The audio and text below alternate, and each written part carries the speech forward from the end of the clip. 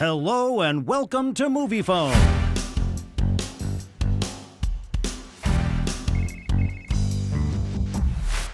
Moviefone TV is your ticket to all that's new at the movies. Moviefone recommends. An actress researching a new role invades the perfect suburban life of a family born out of scandal in the drama May-December, starring Natalie Portman and Julianne Moore. How do you choose your roles? I want to find a character that's difficult to, on the surface, understand.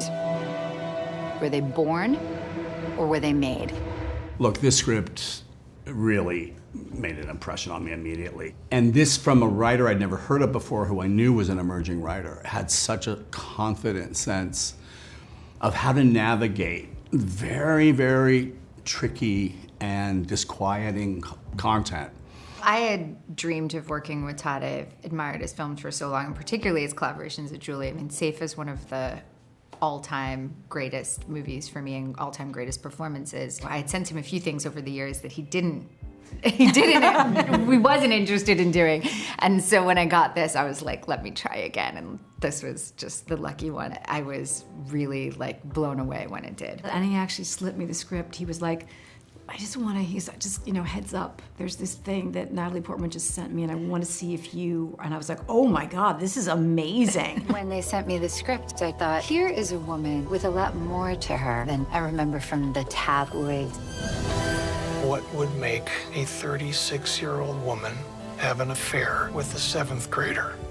Point of view is so important because you realize that's where stories are told. There is no, as an actor, you're coming from the inside, but you also have to be aware of like what story the director is telling. So there's this kind of dual focus. It gives you an awareness of the layers of performance, like who you are in real life, who you are to other people, how people see you, your awareness of how they see you, how you want them to see you, how you want them to see your character, and then there's all of these levels of how you perform for other people. They are beyond just the legends of who they are, just the human beings, how kind and generous and warm they were. They really encouraged me and kind of were just the best collaborators on set.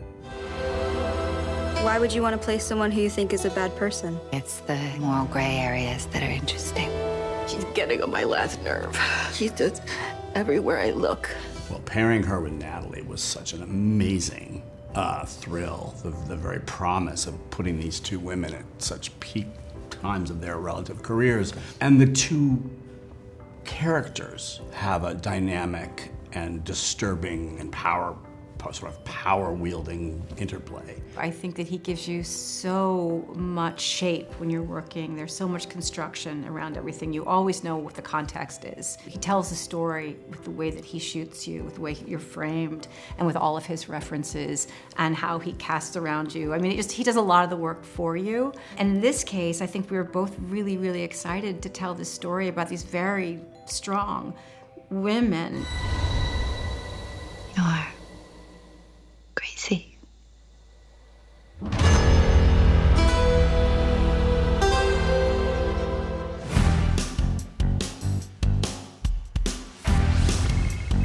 Moviefone Spotlight. Gary Oldman returns to lead MI5's most dysfunctional team of misfits in Season 3 of the espionage drama Slow Horses. All right, make this quick. I've got underlings to bully. I'm busy. No one in Slough House is busy. Come on, get on with it. A team from MI5 has gone rogue, and Standish has been taken. As an actor, I think I like to refer to it as the script is like your map of the world. And if the material is really good, then all one has to do is just follow all the signposts. I just really had to follow the map. You can wipe your slate clean. Okay. There's another game being played that will probably leave me worse off. I just can't see what this one is yet. I really do feel that I'm sort of experiencing it along with River, because you really don't know what's round the corner. He really doesn't know, and I don't know what's round the corner until the scripts land in our inbox. And I've purposely not read the books past the point that we're at, but I'm quite enjoying the sort of not knowing and just finding out as I go along. But his character development is really quite interesting in going from somebody who thinks quite highly of himself to, I think it's sort of slightly beginning to unravel ever so slightly, which is probably what someone needs when they're so insanely arrogant, is that he needs to be brought down, and I think he's sort of realising that.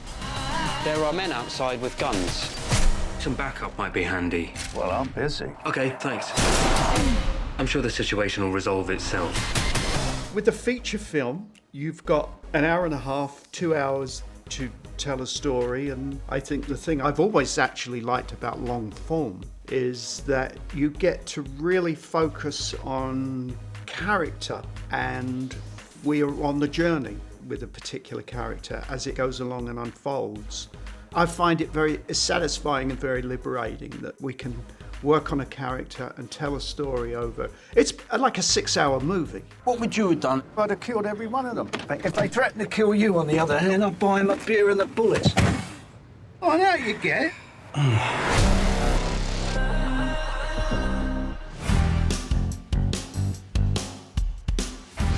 Up next on Moviefone TV, we look at the animated adventure Chicken Run: Dawn of the Nugget and the comedy Good Burger 2. To find out where to watch any movie, check out Moviefone.com. Find it, watch it. He goes from this bravado guy, hotshot, to like, oh, I got a little daughter.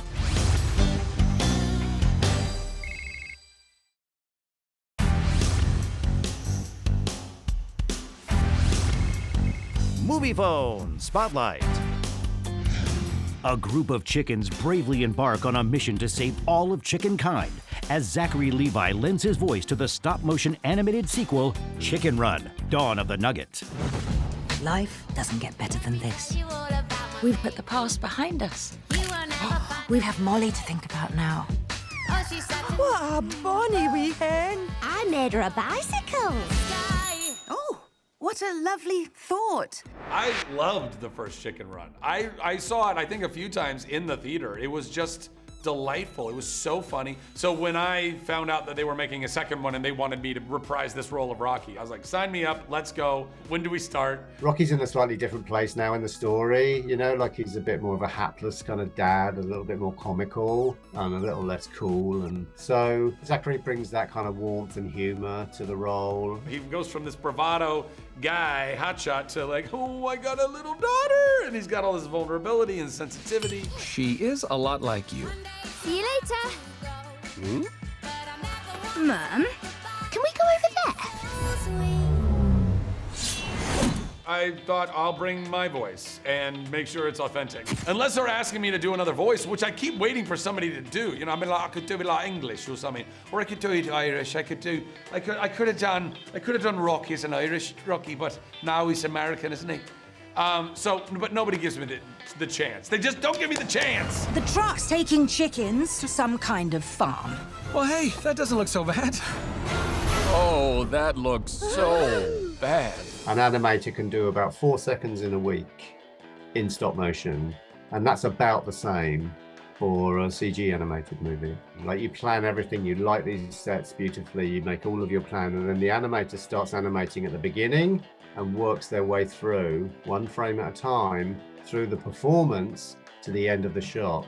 And so it really is like a live performance, but it is one person bringing the characters to life this one little bit at a time. You know, they understand all the little jokes and where to place them all. Sometimes they're visual jokes, sometimes they're spoken, but that's just another example of their genius, I think.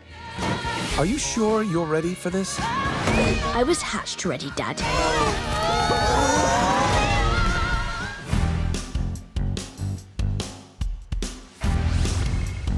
Find it, watch it. Kenan Thompson and Kel Mitchell reunite to save their beloved fast food restaurant from evil corporate overlords in the comedy sequel, Good Burger 2. New Adventures of Ed and Dex starts now! Oh! Sorry. sorry. The New Adventures of Ed and Dex starts now! The last film came out in 1997, so it did 26 gestate for a little while. But we definitely were excited about making a sequel probably the day we wrapped the first film, and always had ideas for where we could take the world and evolve the characters. You think I can get a job at Good Burger? I'm putting a good word to Mr. Jensen. That's not soap, by the way. It's maple syrup. Why? They know the world so well that I could have a suggestion and it could be shot down like that. We don't do that in the world. We're like, oh yes, we can do that. We do it like this, this, and this, and this, and then it was just so fun. We wrote the original, and we're very protective of the world. Kel knows the voice of Ed better than anybody on Earth, and then we're a close second. Are you using a plunger to unclog the shake machine, as in the same plunger we use to unclog the toilet? No. When they get together, it's just like they were together yesterday. It's like they never parted.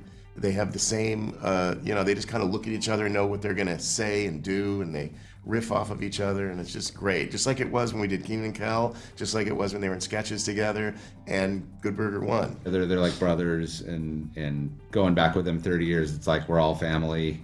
So it was almost like just a family reunion, right? Yeah. We're going to be opening mega Good Burgers in cities all over the world. From Hollywood to Hong Kong.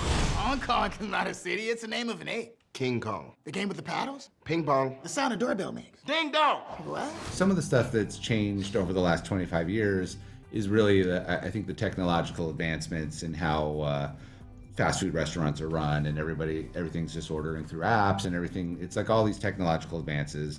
So I think we landed on a story that really spoke to that. Welcome to Good Burger. Can I take your order? Whoa. Megacorp wants to replace everybody with robots. We gotta do something. We're going to change the world. Here's your burger. I think there's a whole new big story that's exciting for a new generation of fans. If you remember the feeling you got from watching the first one, or the feeling that you got from Nick in the 90s. It's nostalgia. It's that feeling again. I asked for no ice, but there's ice in here. No problem, dude. I'll get you another one.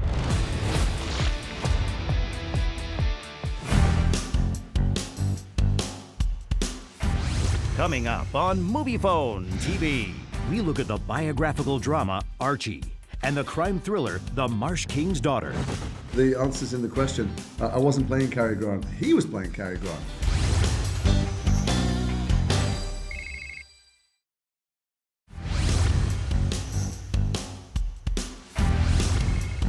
Find it, watch it. From a troubled childhood to the heights of fame, the dramatic miniseries Archie chronicles the life of one of Hollywood's most iconic leading men, as Jason Isaacs stars as Cary Grant. They want you to change your name. Archie Leach doesn't cut it. Anything come to mind? Cary Grant. Now, isn't that a beautiful name? The answer's in the question. I wasn't playing Cary Grant. He was playing Cary Grant. He did it very well, and the world can see them in the movies, how brilliantly he did it. But it became clear to me, at least, that was a character he struggled to play with the world, which is why he spent so much time alone or with Diane at home. Cary Grant is a character. I have to be very careful about how he's perceived. From the moment that I decided to engage myself in it, yes, I engaged myself fully. I spoke to Jennifer, who was very interesting and also very brave and vulnerable, but the story she has, the man she knew was a loving, devoted dad, and she knew him obviously in his 60s. The dreamiest guy in the world we're talking about. You're not going to break my heart, are you? Probably. I walked into that one. Diane, as his wife in a marriage that went really ultimately very badly wrong and caused Diane tremendous pain and upset and damage, had chronicled so brilliantly in her book all the fault lines in Cary, going right back to his childhood. I'm gonna stay here and I'm gonna be a star. What accent you got, kid? English. Okay, thank you. Next. His youth, his troubled, devastating youth, it bothered him like a bad meal. He could never digest it. And he suffered from it. This young boy in 1900 Bristol in England being told this terrible thing by his father, which is that his mother had died, and it devastated him.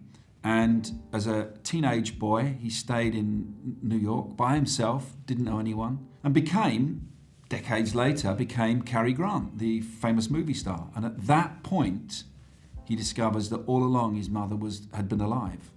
this is incredible. It's an incredible story, even if it was about Joe Smith. But it happened to be about a man called Cary Grant, who was born Archie Leach. And so that was my way into the story. You're Cary Grant.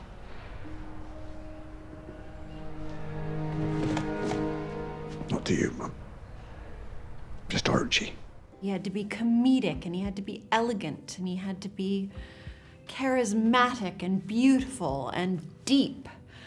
And Jason, thankfully, is all of those things. It was a nightmare. I mean, I knew what the world was expecting. I knew people were sharpening the knives. There's an incredible costume department that all those suits are tailor-made, and the makeup and hair department did transformative things. But ultimately, there was a point I was going to have to step out front and try and seem, luckily, not like the Cary Grant of the movies. Try and seem like how he was at home. Jason had a lot of prosthetics. His face shape was different to Cary's, and even the colour of his eyes.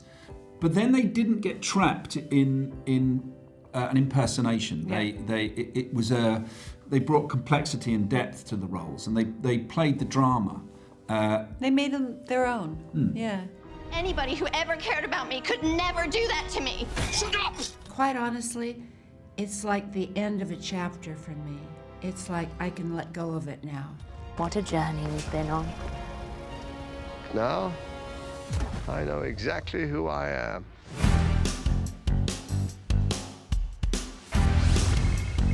In case you missed it,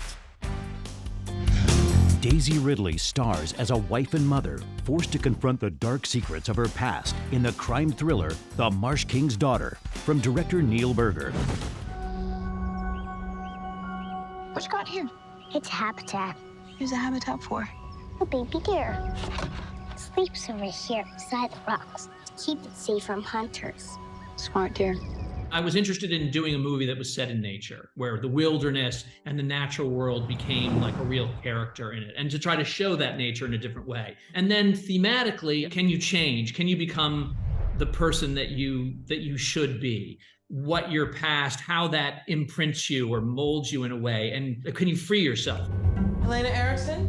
What are you doing with my house? What's going on? Your father, Jacob Holbrook. When was the last time you spoke to him?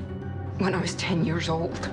I'm confused. I thought your parents died in a car accident. That's what I told you. You want to cast the person who is the person in a way, who has the kind of traits to it. And Daisy does have a mystery to her. She has a restraint and a subtlety, which is perfect in a way for a character who has a secret. But also with Daisy, you can see in her eyes, what's going on emotionally, and her vulnerability and her sort of emotional history. Jacob Holbrook, the so-called Marsh King, abducted Beth Erickson and held her for 12 years in the wilderness with the daughter she gave birth to while in captivity. Well, I think the relationship starts out and she's completely devoted to him. She loves him. She idolizes him. She's in harmony with nature because of him. And he's a harsh taskmaster, but he's fair. We, the audience, care about him in the same way that she does. And then, of course, she learns more about him as she gets older. And so then there's the question, what if the person you loved most in the world turns out to be a monster? He gave me this after my first kill.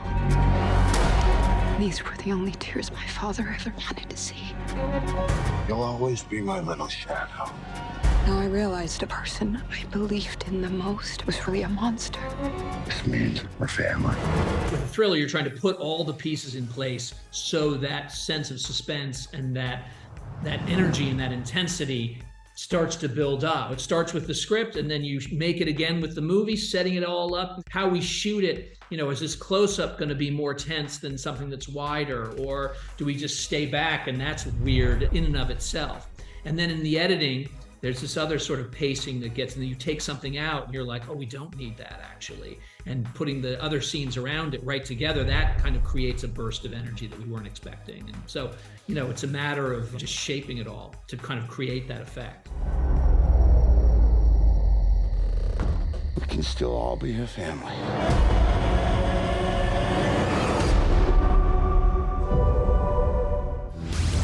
Stay tuned.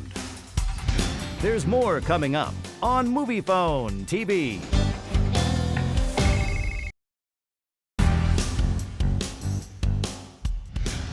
Thanks for watching Moviefone TV. To find out where to watch any movie, check out Moviefone.com. Find it, watch it.